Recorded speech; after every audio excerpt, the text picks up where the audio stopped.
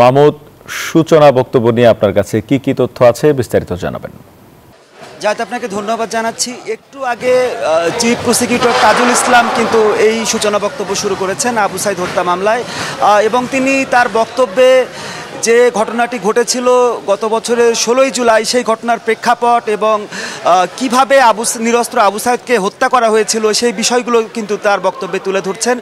তিনি তার বক্তব্যে জানাচ্ছেন যে বিশ্ববিদ্যালয় প্রশাসন, আইনশৃঙ্খলা বাহিনী এবং ছাত্রলীগ এই তিন শক্তি মিলে যে আন্দোলনকারীদের উপরে যে নির্মম অত্যাচার শুরু করেছিল তার পরিণতিতেই কিন্তু আবু সাইদের মৃত্যু হয়। এবং 16ই জুলাই নিরস্ত্র আবু সাইদ যখন বেগম রোকেয়া বিশ্ববিদ্যালয়ের প্রধান ফটকে দুহাত প্রসারিত করে বুক চিতিয়ে দাঁড়িয়েছিল, সেই নিরস্ত্র আবু সাইদের বুকে গুলি চালায় পুলিশ সহ আইনশৃঙ্খলা বাহিনীর সদস্যরা। এবং এই বক্তব্যে উঠে এসেছে যে কিভাবে বিশ্ববিদ্যালয় প্রশাসন তাদের নিজেদের শিক্ষার্থীদের বিরুদ্ধে অবস্থান নিয়েছিল এবং বিশ্ববিদ্যালয়ের শিক্ষকরা তারা হেলমেট পরে এই আন্দোলনকারীদের বিরুদ্ধে অবস্থান নিয়েছিল। সব মিলিয়ে আজকে একটি ঐতিহাসিক দিন।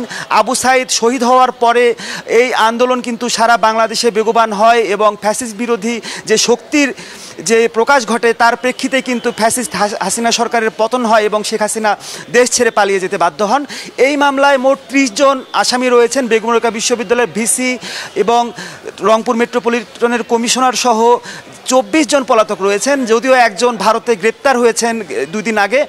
এই 24 জনের পক্ষে রাষ্ট্রনিযুক্ত আইনজীবী যারা তারা কিন্তু আদালতে উপস্থিত হয়েছেন। এখন মামলার যেহেতু আনুষ্ঠানিক বিচার শুরু হলো, সূচনা বক্তব্যের পরে এই মামলার সাক্ষ্য গ্রহণ এবং জেরা অনুষ্ঠিত হবে। এবং আজকে কিন্তু আবু সাইদের বাবা এই সূচনা বক্তব্য এবং বিচারের শুরুতে তিনি কিন্তু আজকে আদালতে উপস্থিত হয়েছেন। যদিও তার আজকে সাক্ষ্য গ্রহণের কথা ছিল, তিনি আজকে সাক্ষ্য দেবেন না, পরবর্তীতে দেবেন বলে জানিয়েছেন। এই মুহূর্তে চিফ প্রসিকিউটর তাজুল ইসলাম এই যে সূচনা বক্তব্যটি সেটি কিন্তু ট্রাইব্যুনালে উপস্থাপন করছেন। জায়েদ।